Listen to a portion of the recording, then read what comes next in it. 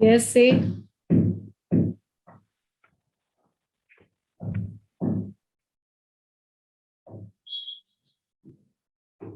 The number and the types of the bonds in the C2. 57. 57 तो नहीं हो सकता। अच्छा, पहले मुझे ये बताओ, number and the type of the bonds in C2 2 negative ion in CaC2 ma'am are 49 कर लिए थे। कितने? 49। ये हो सकता है। Good, correct answer 50। बस फटाफट से 10 क्वेश्चन जो पेंडिंग है जल्दी जल्दी करेंगे। The correct statement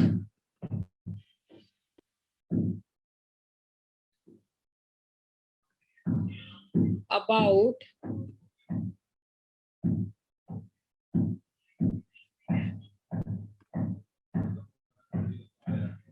the magnetic properties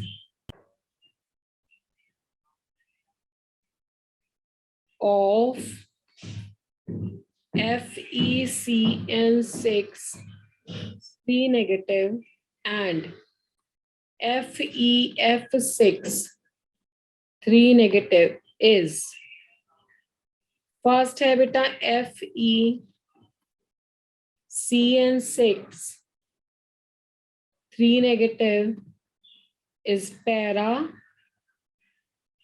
and FeF6 3 negative is dia. Second है both are dia. Third FeCN6 3 negative is dia and FeF6 3 negative is para. Fourth is both are para. Go for it quickly.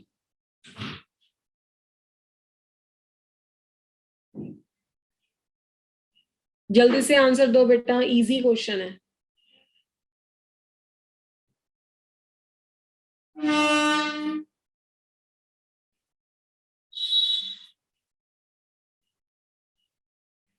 Kavya correct.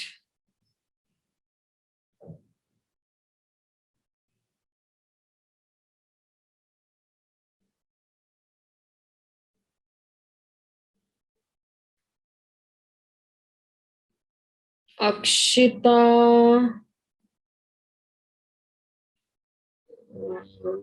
Correct. Prince not correct. Sanjana correct. Kashika not correct. चलिए question को देखते हैं क्या है answer. Lovepreet correct बेटा। Isha not correct बच्चा। देखो, इसमें आपके पास एक एक्सेप्शन भी जाएगी। हर्ष करेक्ट। अब पहला कॉम्प्लेक्स था FeCN6 3 नेगेटिव। मेरे ख्याल से चार्ज तो निकालने में किसी को कोई दिक्कत नहीं हुई होगी कि Fe3+ है दोनों में चार्ज। Cn पे -1 होता है तो -6 इज इक्वल टू -3, तो Fe3+ आ गया।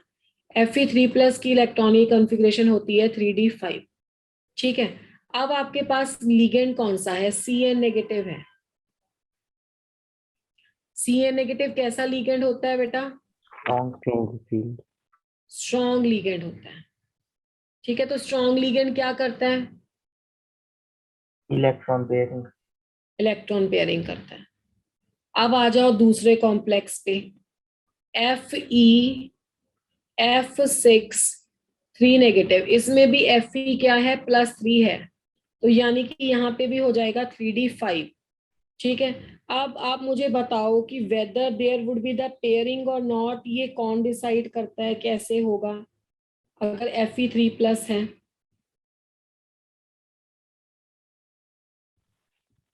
अगर स्ट्रॉन्ग लिगेंड है तो स्ट्रॉन्ग लिगेंड के केस में पेयरिंग करके ऐसे लिखोगे 2 4 1 5, है ना। और यहाँ पे Fe3+ है। जब Fe3+ आपका F नेगेटिव के साथ होता है तब भी पेयरिंग होगी। क्यों पेयरिंग होगी, उसके पीछे रीजन है।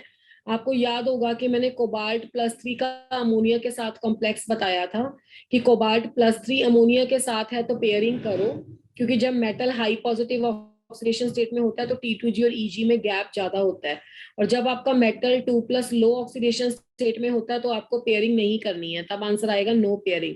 बिल्कुल इसी तरह से ये भी आयरन की हाई ऑक्सीडेशन स्टेट है, +3 ऑक्सीडेशन स्टेट है, तो आयरन +3 ऑक्सीडेशन स्टेट के साथ जो आपका फ्लोरीन है उसके साथ पेयरिंग कर लेता है, ठीक है।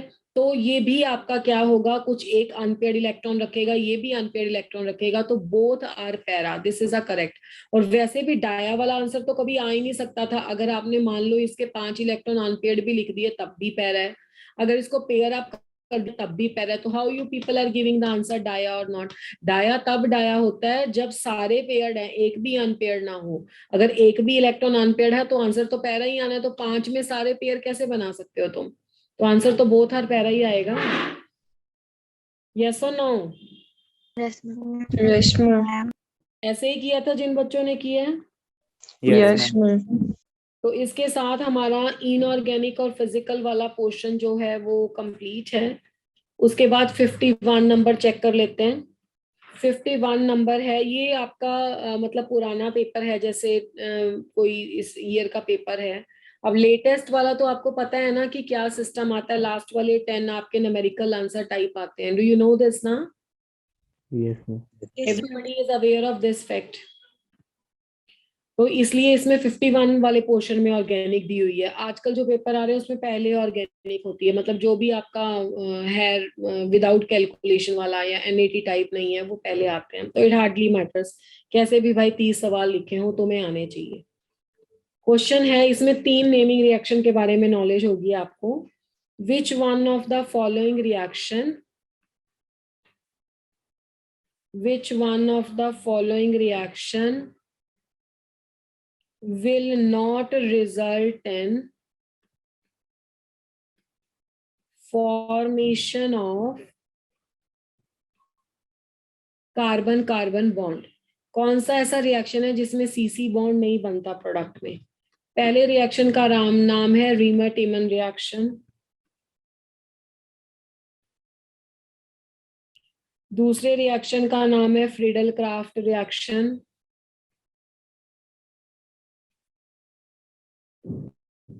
तीसरे का नाम है वुड्स रिएक्शन, और फोर्थ रिएक्शन का नाम है Cannizzaro reaction. Go for it.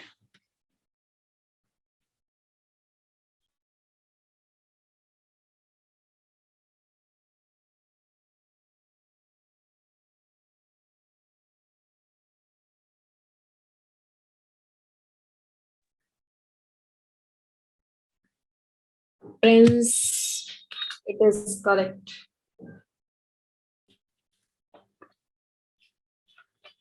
Ma'am correct है।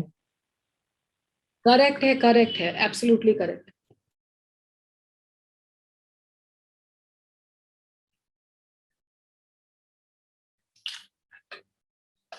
संजना करेक्ट है बेटा, Isha not correct.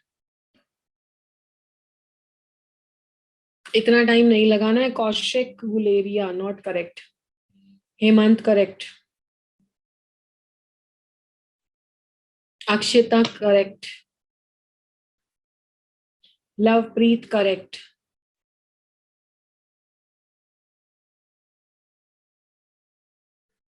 Harsh not correct. Mansi Kavya correct. देखो जो रीमा टीमन रिएक्शन है ना, अगर आपको याद होगा ये आपके एल्डिहाइड एंड कीटोन में सैलिसिलिक एसिड या सैलिसल्डिहाइड बनाता है। तो ऑर्थो हाइड्रोक्सी सैलिसल्डिहाइड में कार्बन कार्बन बॉन्ड तो बनता ही बनता है। फ्रीडल क्राफ्ट रिएक्शन अगर आपको याद है, चाहे फ्रीडल क्राफ्ट एल्काइलेशन ले लो चाहे फ्रीडल क्राफ्ट एसाइलेशन ले लो, ये एल्काइलेशन में एल्काइल ग्रुप इंट्रोड्यूस होता है और एसाइलेशन में COCH3 वो भी C इंट्रोड्यूस होता है, तो कार्बन कार्बन बॉन्ड तो इसमें भी बनता है। वुड्स रिएक्शन में RX और सोडियम और XR जब लेते हो तो आपके पास फिर से आर आर बॉन्ड बन गया, मतलब कार्बन कार्बन। कैनिजेरो रिएक्शन ऐसा रिएक्शन है, सबसे पहले तो ये वो देते हैं जिनके पास अल्फा हाइड्रोजन नहीं होता।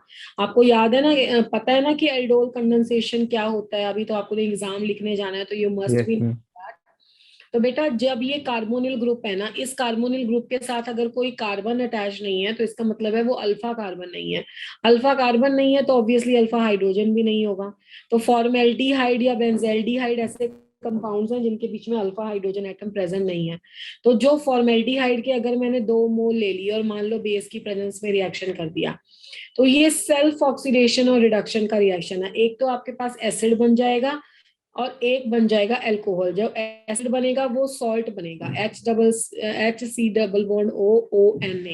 आपने अगर OH भी लिख लिया तब भी ओके है, कोई प्रॉब्लम नहीं है। और जो अल्कोहल बनेगा वो एक कार्बन वाला ही अल्कोहल बनेगा। तो इसमें कोई CC आपस में जुड़े नहीं है, ये अलग से कुछ बना है, ये अलग से कुछ बना है। दैट्स वाई कैनिजेरो रिएक्शन एक ऐसी एग्जांपल है जिसमें resultant carbon carbon bond form नहीं होता। इज दैट क्लियर बेटा? इसके साथ बाकी रिएक्शंस की भी नॉलेज मिल गई आपको। Yes, ma'am. Yes, ma'am. 51 is done. Now the question number 52, ये भी एक मैकेनिज्म है। In the hydroboration oxidation, in the hydroboration oxidation of propene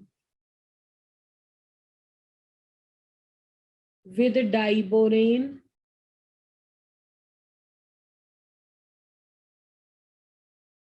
H2O2 and NaOH, the organic compound formed is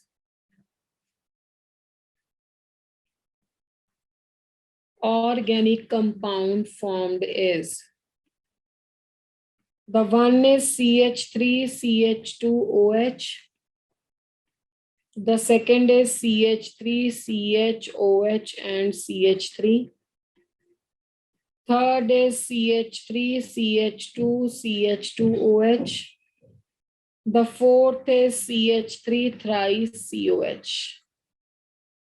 चलिए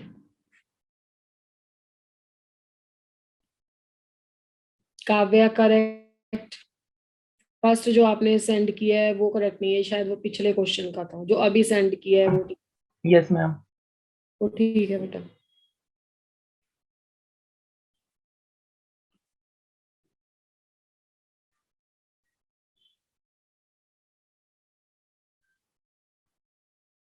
Lovepreet correct है बच्चा।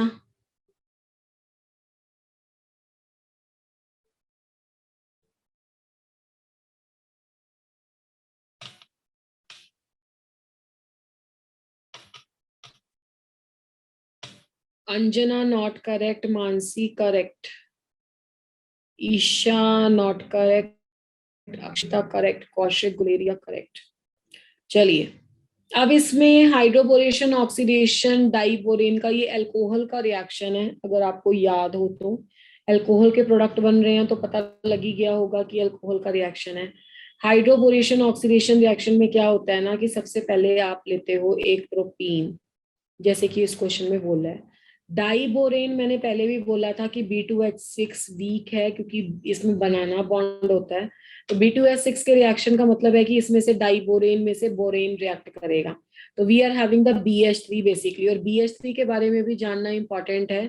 इन the case of the BH3 Harsh, ठीक है, हमारे पास नहीं है कोई भी इलेक्ट्रॉन पेयर्स इसके पास। तो जब इस पे इलेक्ट्रॉन शिफ्ट होंगे तो हाइड्राइड आयन का अटैक होगा। नेगेटिव पार्ट यहाँ पे जाएगा और पॉजिटिव पार्ट यहाँ पे जाएगा। ठीक है, तो कोई भी बच्चा ये मत सोचे कि ये एंटी मार्कोनिकॉफ रूल से आंसर आता है। ये मार्कोनिकॉफ रूल से ही आता है, बट आपको ये नहीं पता होता कि ये हाइड्राइड मैकेनिज्म है, मतलब H नेगेटिव जाता है तो नेगेटिव यहाँ पे लग गया। तो this is a CH3 CH2 and the CH2 and the BH2। अब आप पहले स्टेप को देखो, एक हाइड्रोजन कम हो गया इसमें से और ये ग्रुप इंट्रोड्यूस हो गया। अब ये रिएक्शन बार बार होता रहता है। अनदर मॉलिक्यूल ले लेगा प्रोपीन का तो एक हाइड्रोजन और कम हो जाएगा, ये ट्वाइस हो जाएगा। CH3 CH2 CH2 twice and BH। फिर से एक और मॉलिक्यूल ले लो, CH3 CH2 double bond CH2। तो जब एक और मॉलिक्यूल ले लोगे तो आपके पास ये थ्राइस हो जाएगा, CH3 CH2 CH2 थ्राइस और बी। अब लास्ट में तो कोई हाइड्रोजन बचा नहीं है, तो जब इसको 3 मॉलिक्यूल ऑफ H2O2 के साथ OH नेगेटिव की प्रेजेंस में करते हो, तो ये देखो H2O2 का मतलब है 3 OH, है ना, 2 बार। तो 3 OH इसको मिल जाते हैं और ये बन जाता है BOH3 जो कि बोरिक एसिड है, H3BO3। तो दोनों में से कोई से भी तरीके से लिख लो। बाकी 3 मॉलिक्यूल्स हमें किसके मिल जाएंगे, अल्कोहल के। ठीक है, क्योंकि 3 ये था, साथ में मिल जाएगा 3 molecules of CH3 CH2 CH2 and OH। तो यानी कि होता इसमें प्रोपेन 1 ओल फॉर्म है, प्रोपेन 1 ओल फॉर्म होता है, पर वो एंटी मार्कोनिकॉफ रूल से नहीं, मार्कोनिकॉफ रूल से होता है, और इसमें हाइड्राइड अटैक होता है, H नेगेटिव अटैक, और वो मार्कोनिकॉफ रूल के अकॉर्डिंग होता है। तो ये है hydroboration oxidation. Is that clear बेटा? ये अभी लिखना है आपको पेपर में, correct. Yes ma'am. Question number 53 पे जाएंगे। The major product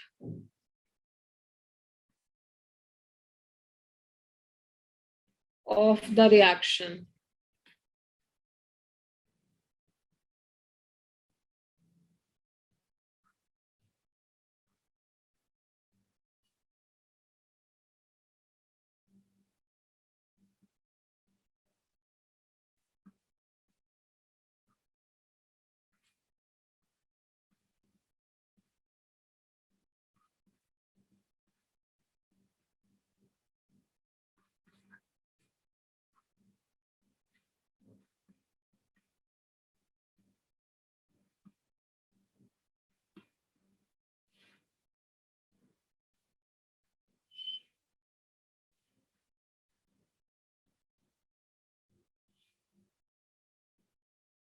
ठीक है Sanjana?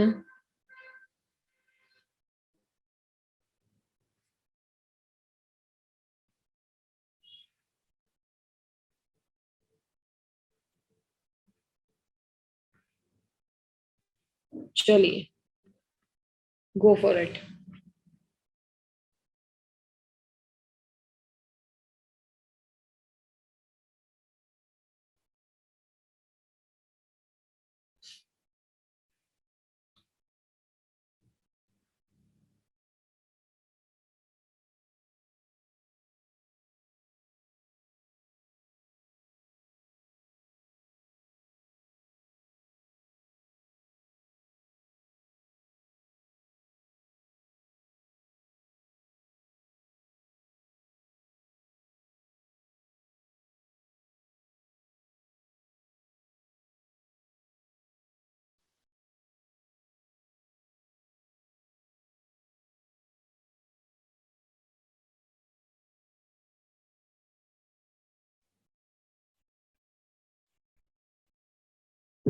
Prince not correct, Arsh correct.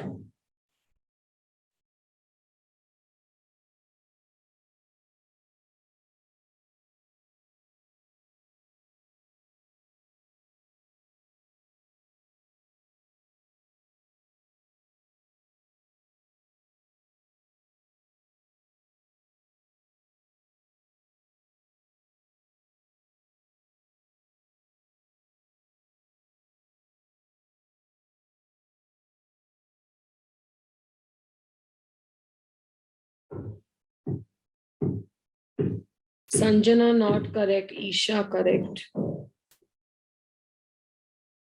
Lovepreet not correct, Kaushik not correct,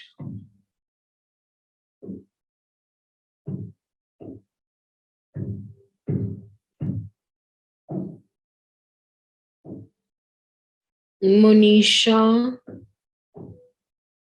not correct.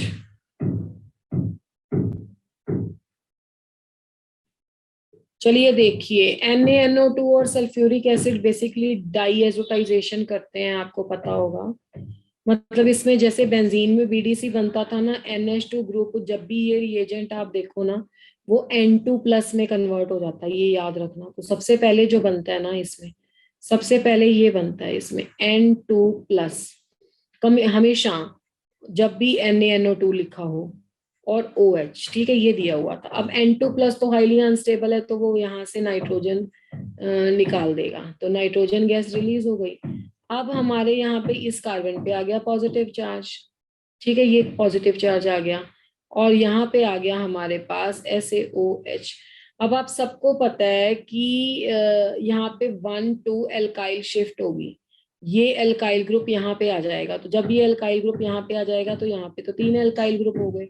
उसका रीजन क्या है कि पॉजिटिव चार्ज यहाँ पे क्रिएट हो जाएगा। पॉजिटिव चार्ज यहाँ पे क्यों क्रिएट हो जाएगा, ये कौन सा कुछ टर्शरी बन रहा है, इसमें उससे भी ज्यादा इंपॉर्टेंट चीज क्या है कि यहाँ पे +m से स्टेबलाइजेशन हो रही है। ये लॉन पेयर ऑफ इलेक्ट्रॉन यहाँ पे जाएगा तो रेजोनेंस आ जाएगा, इसलिए यहाँ पे +m इफेक्ट के कारण स्टेबल कार्बोकैटायन बन रहा है, स्टेबल कार्बोकैटायन। तो जब ये lone pair of electron oxygen के यहाँ पे डोनेट होंगे तो यहाँ पे आ जाएगा OH+, बाकी ऑक्सीजन के ऊपर प्लस तो अनस्टेबल है, तो -H+ हो जाएगा, और हमारे पास आंसर कुछ ऐसा बन जाएगा।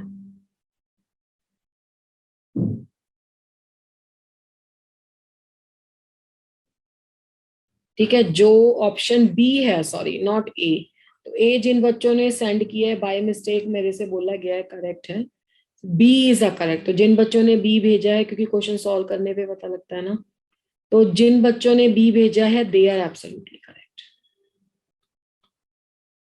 ओके, किया ऐसे ही था उन लोगों ने।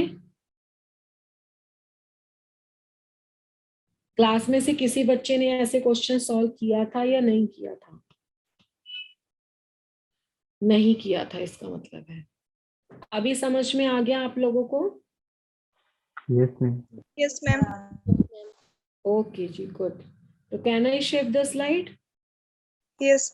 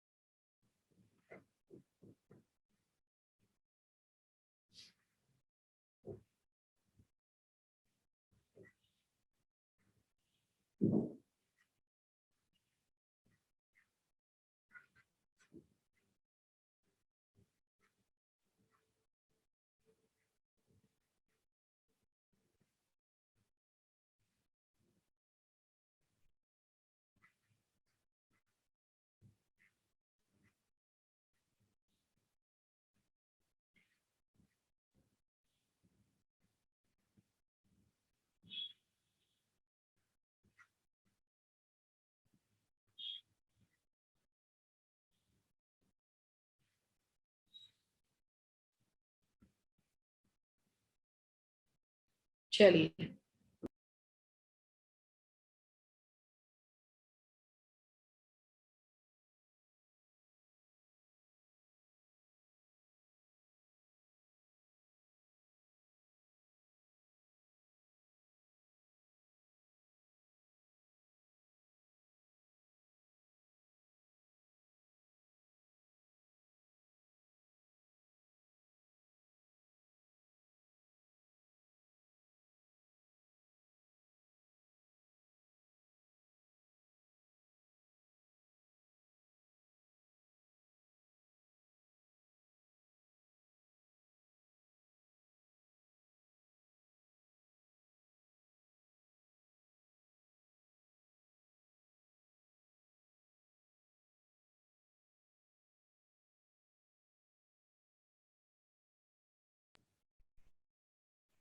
Kavya, Kaushik correct, Sanjana correct, Prince correct,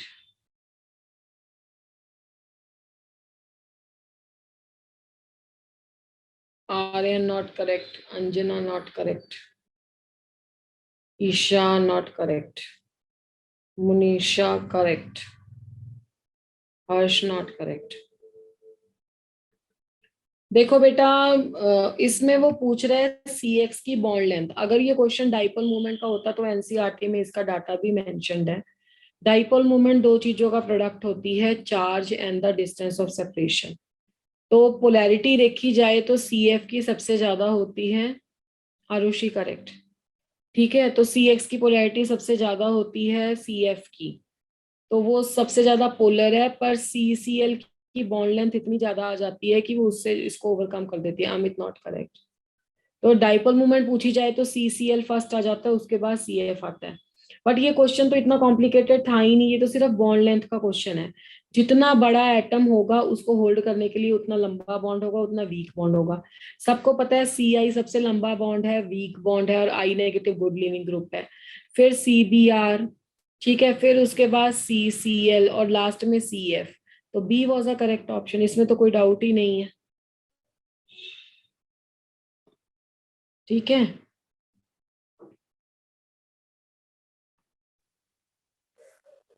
ma'am fourth option क्या दी थी तो? फोर्थ ऑप्शन में रैंडम से लिखे हुए थे, आई के बाद बी आर, फिर उसके बाद आई लिख दिया मैंने। क्वेश्चन में भी कुछ ऐसे ही मिस प्रिंटिंग दिया हुआ है, तो आई के बाद अगर बी आर दिया तो यहाँ सी एल कर दो फिर। पर तब भी बेटा अच्छा फिर तो सही बन जाएगी, है ना। इसको कुछ घुमा देते हैं, सी एल और बी आर। चलो गलत लिखा हुआ था तब भी वो नहीं हो सकती।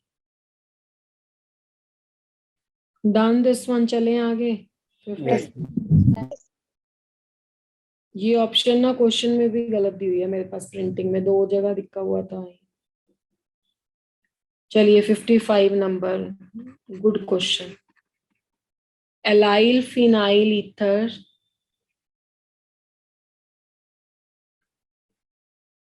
कैन बी प्रिपेयर्ड बाय, तुम्हें सब दिया रहेगा, तुम्हें बताना है कौन सा सही है। By heating what? पहली ऑप्शन इसमें दे रखी है C6H5Br plus CH2 double bond CH और ONA। दूसरी ऑप्शन इसमें दे रखी है CH2 double bond CH2Br plus C6H5ONA। तीसरा इसमें रिएक्शन दे रखा है C6H5 CH double bond CHBr plus methoxide.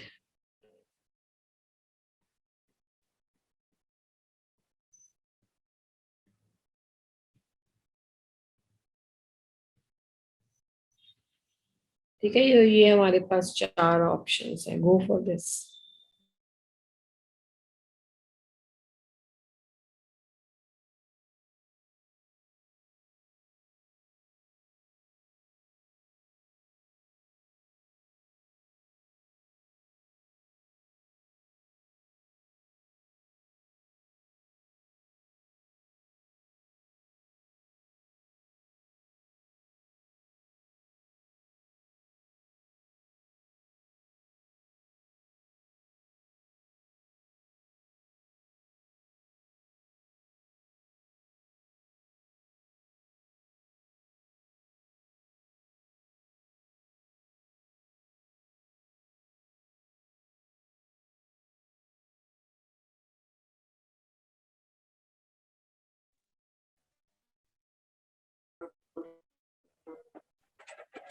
जागृति correct, Kaushik not correct, Sanjay not correct, Mansi not,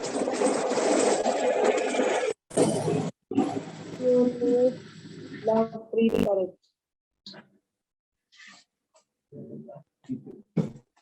Arushi not correct, Harsh correct, Unisha not correct, Mansi correct,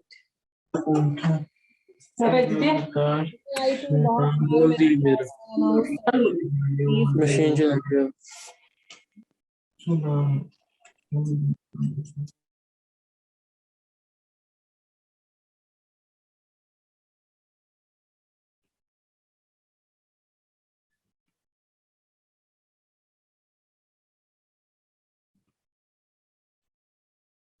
हाँ जी, इस क्वेश्चन में आपको बनाना है जो वो है allyl phenyl ether. Prince correct, Aryan correct, Sanjana correct, Kavya correct. Allyl phenyl ether है तो पहले तो एलाइल फिनाइल ईथर का फॉर्मूला लिख दो। CH2 डबल बॉन्ड CH और CH2, ये एलाइल है और ये फिनाइल हो गया C6H5, ये ईथर बनाना है। तो अगर विलियमसन सिंथेसिस देखें तो एक लेना पड़ता है RX और एक लेना पड़ता है RONA। अब NaX को बाहर निकाल के ROR बन जाता है ईथर। अब इसमें चॉइस यही है कि किस वाले से, ये वाला पोर्शन हो गया एक एल्काइल ग्रुप, ये वाला एलाइल, और एक हो गया फिनाइल। किसका बनाएंगे हम एल्कोक्साइड और किसका बनाएंगे हम हैलाइड। तो वो बहुत सीधी सी बात है कि जो एलाइल हैलाइड है, CH2 double bond CH single bond CH2Br, ये हो गया तुम्हारा एलाइल हैलाइड। एलाइल हैलाइड रहेगा हैलाइड, इसमें से हैलाइड रहेंगे बनेगा। और उसका रीजन क्या है कि Br नेगेटिव बाहर जाएगा, तो जब आपका एलाइल है वो रेजोनेंस स्टेबलाइज्ड आ जाएगा। ठीक है, तो और जो फिनाइल है उसका बनेगा एल्कोक्साइड। अगर बेंजीन के ऊपर ONA लगा हो तो उसके इलेक्ट्रॉन इसके साथ कंजुगेशन में जाते हैं, स्टेबल है। ठीक है, तो इसका मतलब है 2 ऑप्शन वाज करेक्ट। ये कार्बोकेटाइन स्टेबल बनाएगा, ये प्लस M से इलेक्ट्रॉन देगा। That's why the second was a correct answer. Is that clear?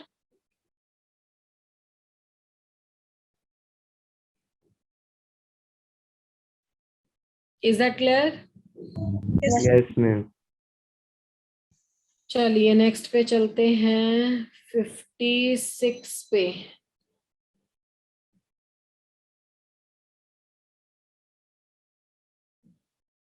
Question number 56 है,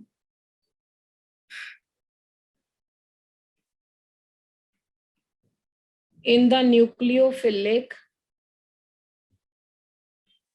substitution reaction, जो कि है RBr plus Cl negative dimethyl formamide की प्रेजेंस में RCl plus Br negative, which one of following undergo complete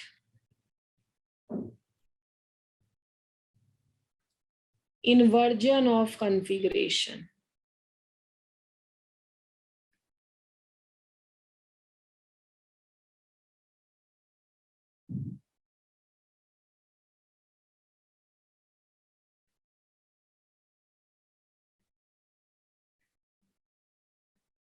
ये है एक,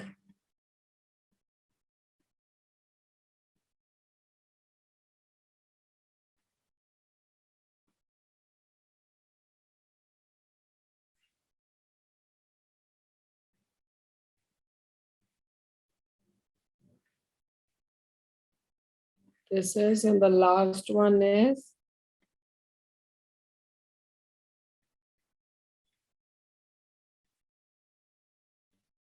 think about it.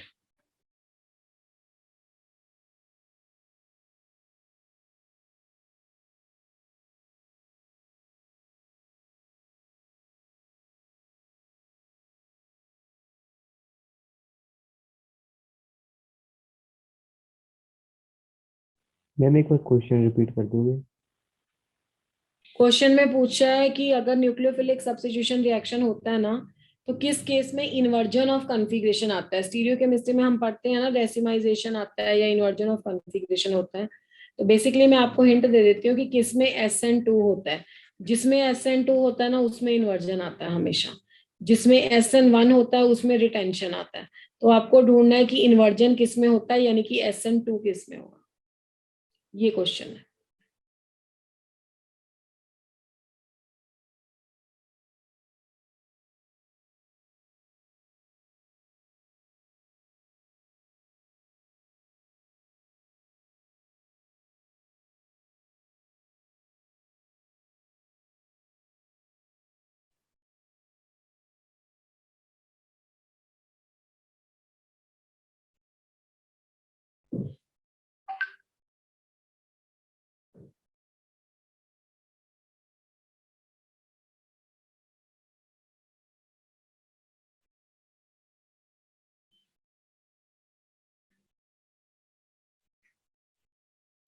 इसको देख कैसे रहे हो आप?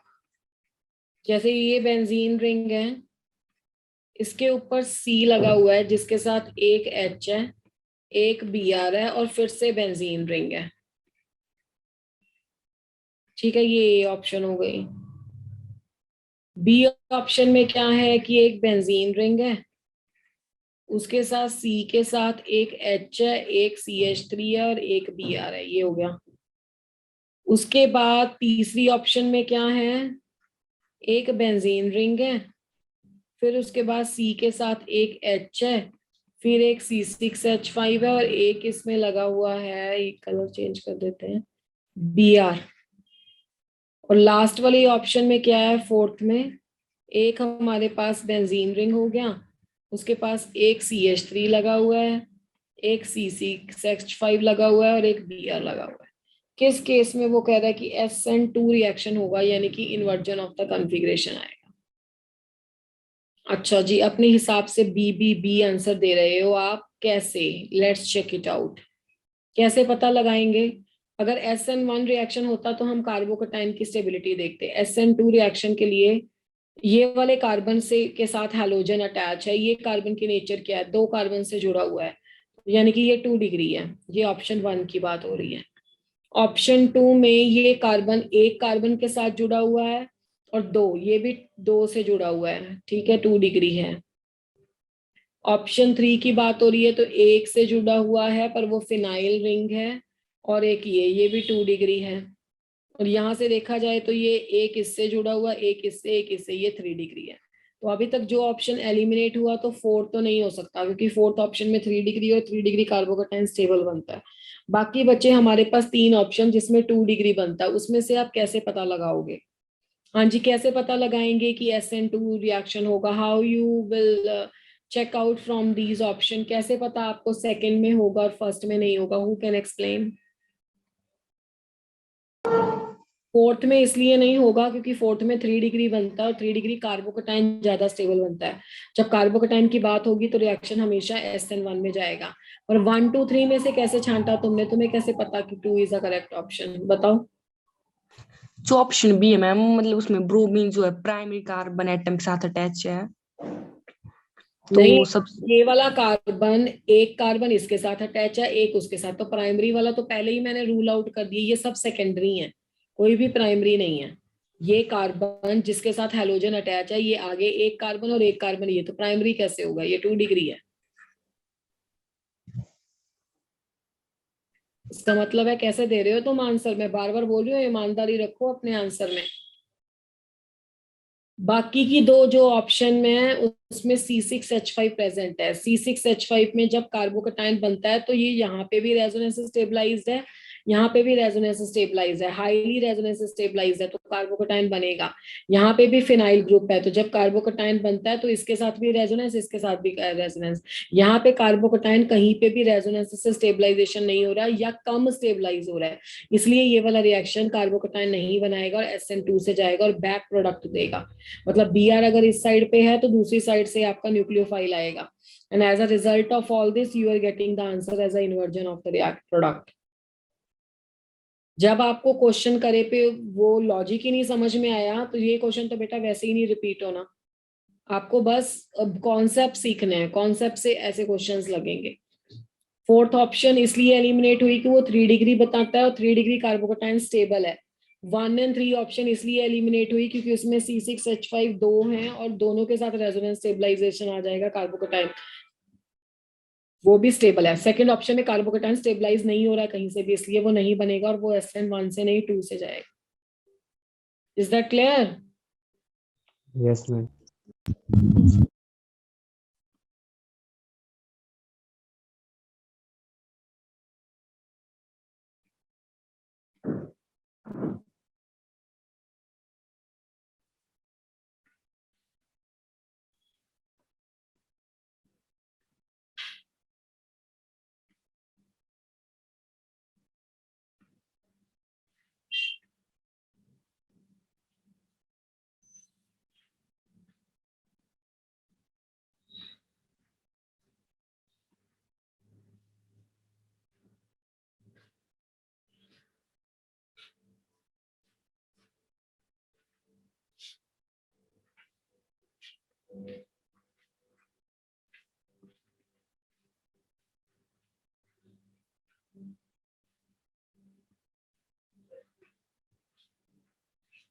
डॉट का मतलब फ्री रेडिकल है।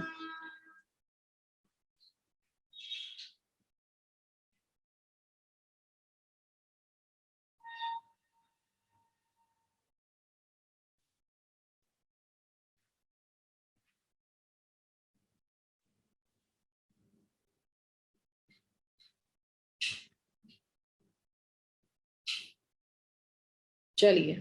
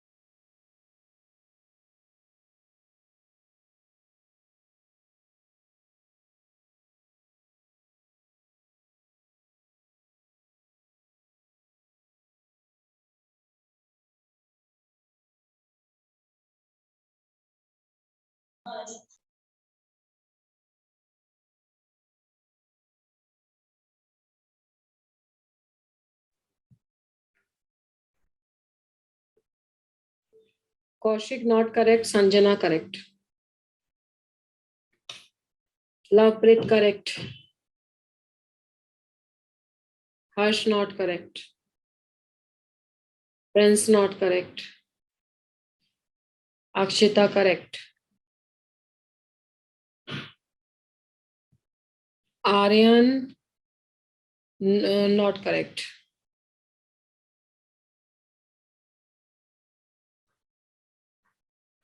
ऑर्गेनिक वाले क्वेश्चंस में ज्यादा अटक रहे हो तुम लोग।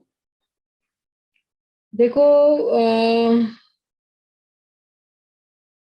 Munisha not correct, Neha correct,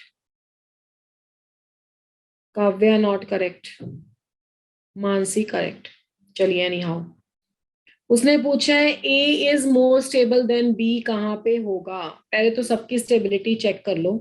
this is a free radical, और फ्री रेडिकल कौन से वाले स्टेबल होते हैं? फ्री रेडिकल स्टेबल होते हैं 3 डिग्री, 2 डिग्री, 1 डिग्री, 0 डिग्री, और ये है on the basis of the hyper conjugation resonating structures के बेस पे that we had read in your GOC। अब आप कैसे करोगे इसको? How you people will check it out?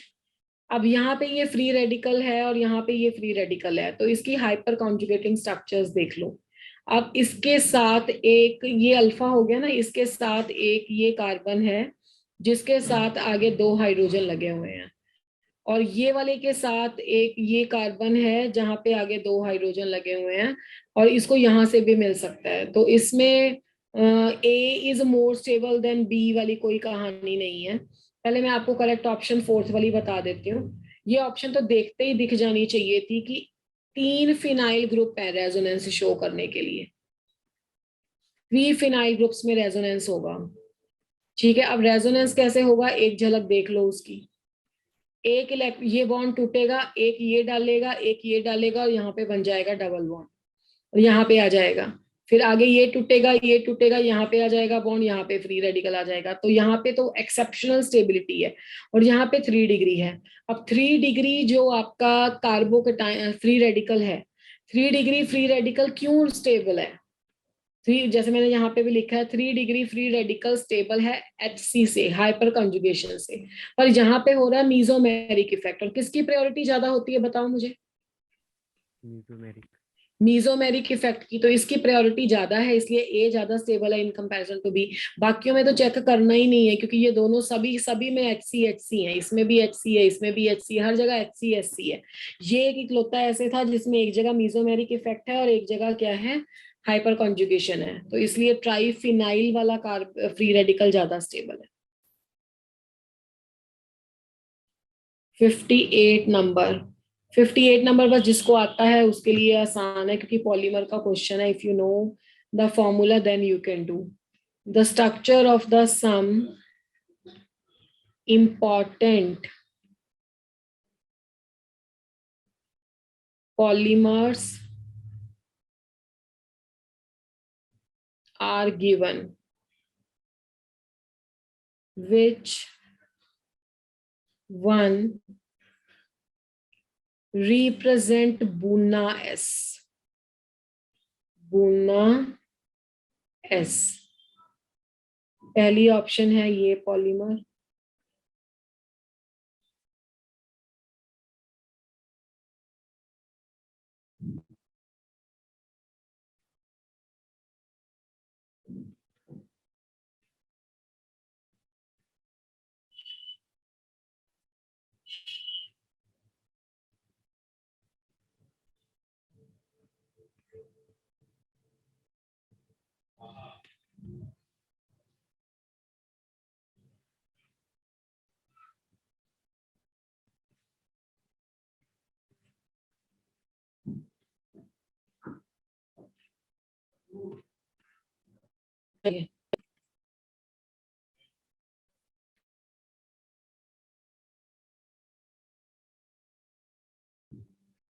Kavya correct, Prince correct, Harsh correct, Sanjana correct,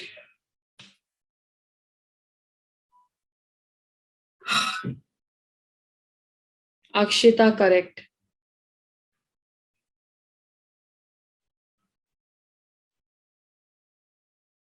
Arushi correct,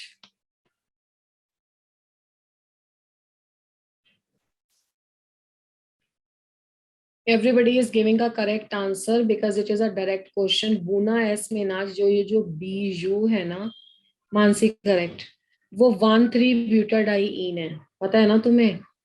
yes ma'am. Yes, ma'am. ब्यूटाडाइईन और Na तो sodium ही है। S का मतलब है स्टायरीन। तो देखो 1,3 ब्यूटाडाइईन हो गया, CH2 double bond CH single bond CH double bond CH2।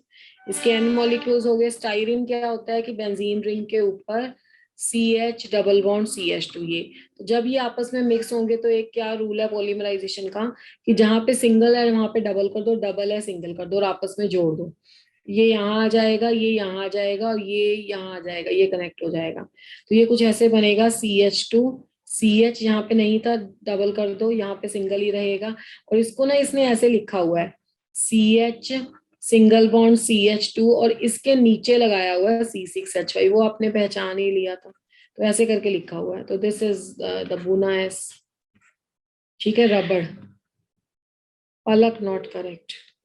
जो साइनाइड आप बोल रहे हो वो एक्रोनाइट्राइल वाली कैटेगरी आ गई, वो रबड़ वाली कैटेगरी नहीं है बुना एस वाली। 59 which is the major product formed when acetone is heated with iodine and the potassium hydroxide. The first is iodoform. Second is acetic acid. Third is the iodoacetone.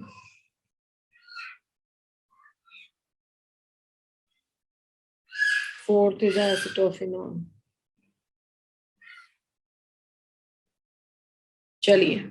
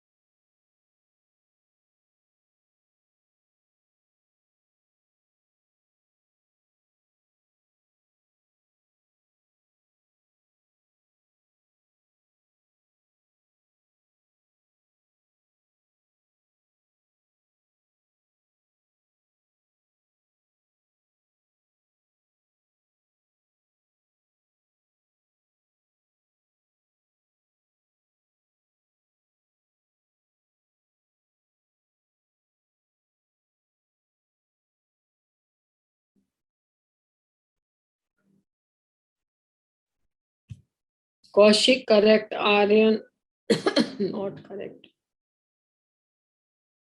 Palak correct, Akshita correct, Sanjana correct, Prince not correct.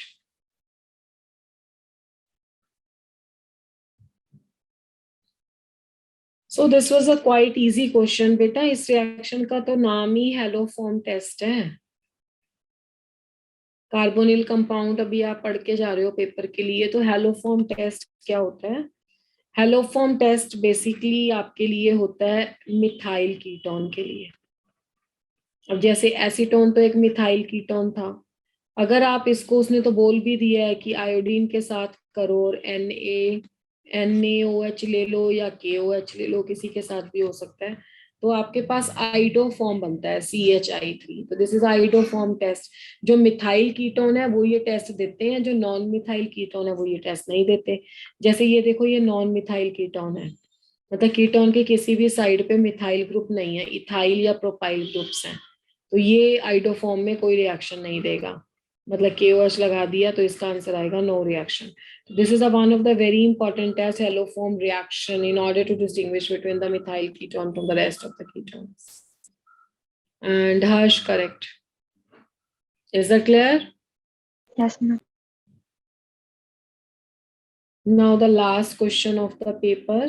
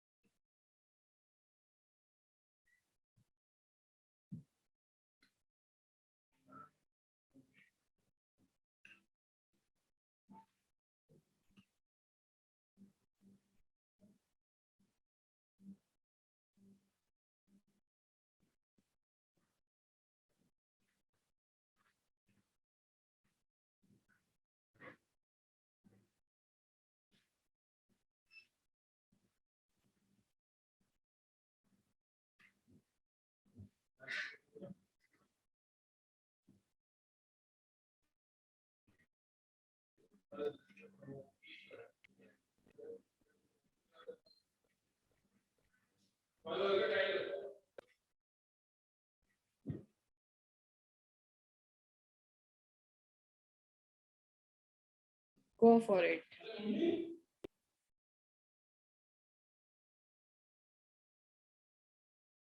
Ma'am question में and में क्या लिखा है polymerisation of के बाद? Beta, it is acetylene.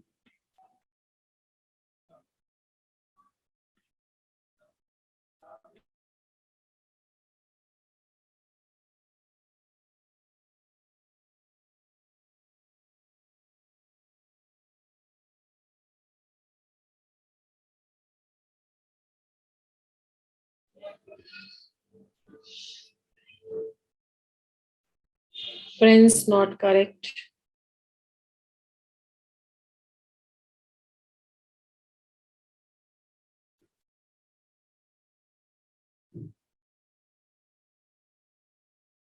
Kaushik, correct. Manisha, correct.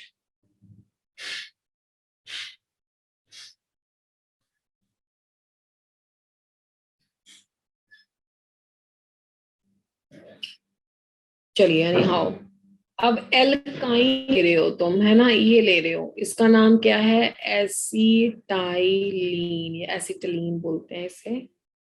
Lovepreet, Harsh, not correct. इसका N लिया, तो एन लिया तो आपको क्या सिखाया था कि एक बॉन्ड सेंटर में आ जाता है और जोड़ लेता है, तो C H double bond C H और ऐसे करके ये जुड़ जाएगा। हाँ, ये ईन बनता है, पर हमने पॉलीमराइजेशन तो इसी की है ना, तो पॉलीइन थोड़ा होगा, पॉलीआइन होगा। पॉलीमराइजेशन किसकी की है? जिसकी की होती है उसका नाम है।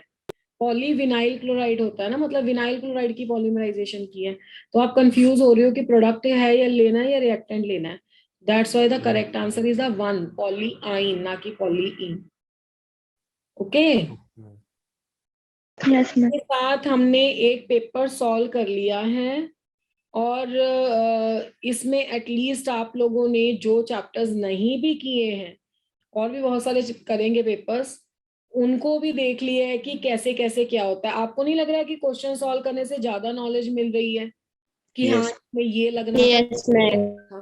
तो दिस इज बेनिफिशियल। अभी मैं आपको 3 क्वेश्चंस देती हूँ, ओनली 3 क्वेश्चंस, एंड थोड़ा सा कैलकुलेशन होगा, बट एनी हाउ कर लोगे आप, बिकॉज अगला पेपर स्टार्ट कराऊंगी ना तो वो मजा नहीं आएगा, बिकॉज दैट पेपर 1-2 क्वेश्चन हो पाएंगे और फिर वैसा नहीं सॉल्यूशन मिलेगा हमें, तो better to give the question to you. पहला क्वेश्चन है,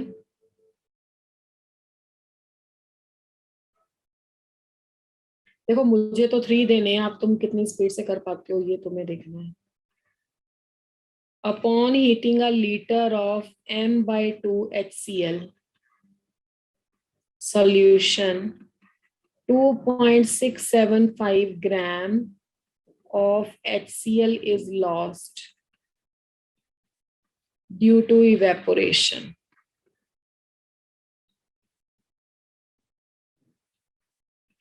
And the volume of the solution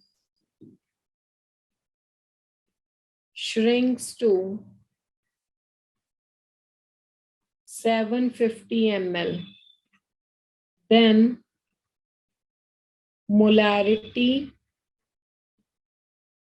of resultant solution is X molar, and number of moles of HCl, number of ना millimoles हैं of HCl in 100 ml of final solution RY. The results X and Y are.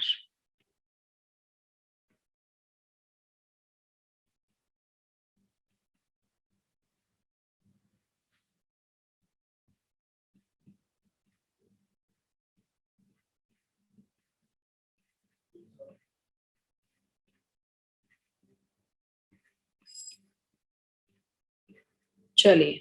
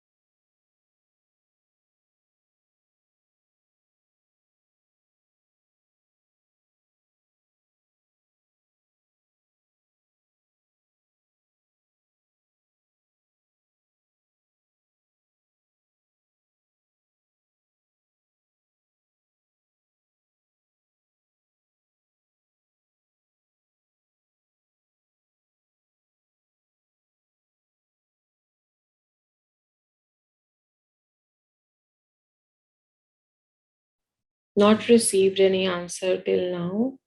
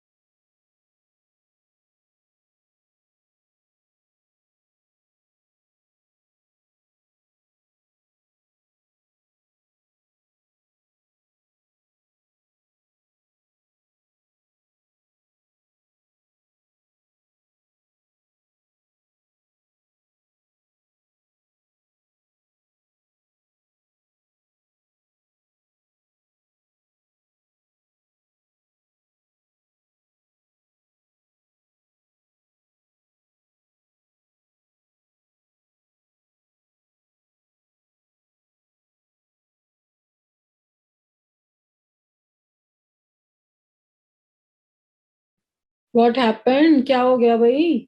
एक भी answer नहीं आया? इतना मुश्किल सवाल है क्या? हम्म।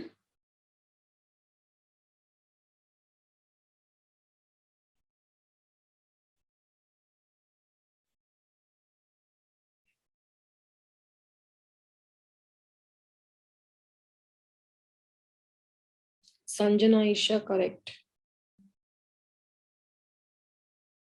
पलक करेक्ट. कौशिक करेक्ट. देखो क्या करना है इस क्वेश्चन में. अभी इस क्वेश्चन के बारे में दिया हुआ है कि मोलारिटी है इसकी m/2 यानी कि 1/2. तो मोलारिटी का फॉर्मूला लगाओ पहले. तो number of moles of solute, given mass हमें पता नहीं है, मोलर मास HCl के बारे में बात हो रही है. चाहे नॉर्मेलिटी हो चाहे मोलारिटी हो, इसकी सेम ही होगी. जेड फैक्टर तो 1 ही है ना, एसिड है, इसकी बेसिसिटी 1 है. तो 1 + 36.5 अंजना करेक्ट. ठीक है, तो ये हो जाएगा तुम्हारा 36.5. 1 + 35.5. तो मोलर मास हो गया इसमें 36.5. ठीक है, वॉल्यूम उसने 1 लीटर दे ही रखा है. मोलैरिटी 1/2 है. तो x/36.5 में से अगर हम गिवन मास निकालेंगे तो वो 36.5 / 2 हो जाएगा, यानी कि 18.25 ग्राम आ जाएगा. अब 18.25 ग्राम में से कुछ लॉस हो गया इवेपोरेशन से. ठीक है, तो HCl लेफ्ट कितना आया? टोटल था 18.25. इसमें से लेफ्ट कितना हो गया? कितना दिया क्वेश्चन में?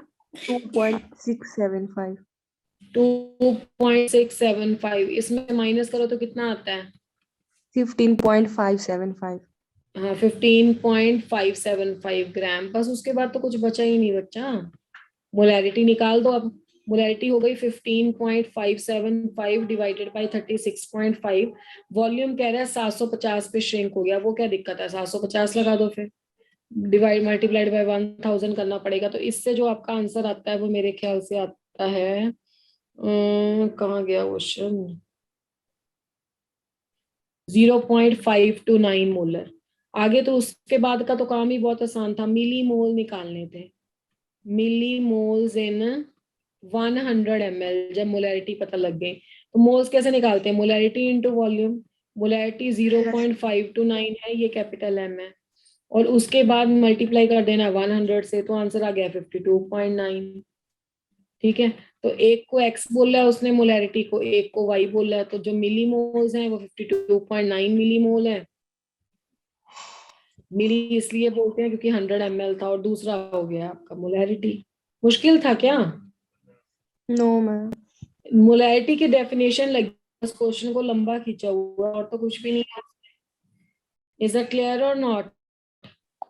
Yes ma'am. देखो मैंने 3 क्वेश्चन बोला था, but we could do only the 1 question. चलो एनी हाउ, तो आई थिंक पर इससे भी डबल ट्रिपल इंटेंसिटी से we will be back. Now, as it is known to all of you that you are getting a break for your exam of the 12th, yes or no, from tomorrow onwards? Yes, ma'am. Yes, ma'am. And all the very best to all of you. Give the best of yours बेटा, full effort लगाओ, और उसके बाद जब आप आओगे वापस तो हम डबल हार्ड वर्क करेंगे, ठीक है ना, ताकि क्योंकि एग्जाम जल्दी आ जाएगा, फिर उसके बाद थोड़ा टाइम बचेगा हमारे पास, तो पहले ये एग्जाम देके भी आपके पास काफी सारा नॉलेज हो जाएगा 12th का ना, then we can do the questions, और हमारा स्पीड और इंटेंसिटी इसी पे जाएगा, हम कितने ज्यादा पेपर सॉल्व कर सकते हैं, कितने डिफरेंट टाइप के क्वेश्चंस ले सकते हैं, कोई चैप्टर्स ऐसे लगेंगे मुझे ऑर्गेनिक के, तो उसके क्वेश्चंस मैं लाके आपके पास शेयर करके उसको सॉल्व करूंगी ताकि प्रॉब्लम्स ना रहे. इज दैट क्लियर बेटा? Yes, Yes, ma'am. Okay, ma'am. चलिए जी, ऑल द वेरी बेस्ट, अच्छे से एग्जाम देना. Thank you, मिलते ma'am. हैं एक शॉर्ट ब्रेक के बाद आप लोगों से, ठीक है? Thank you, ma'am. Thank you, ma'am.